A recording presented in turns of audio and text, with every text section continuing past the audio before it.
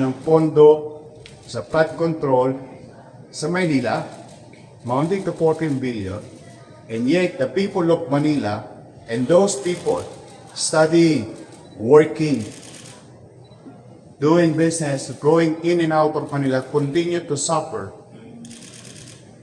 with the flooding. District 1, 3.4 billion. District 2, 2 billion and 59 million. District 3, 4.2 billion.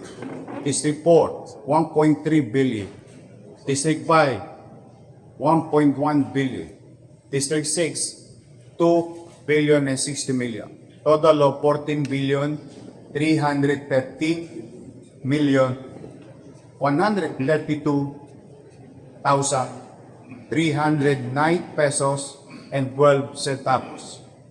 From project allocation for the year 2022, 2023, 2024, and 2035. Nasaan is At malamang sa hindi,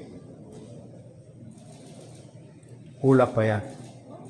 Kasi lahat ito ay kinuha lang namin sa website ng Pangulo.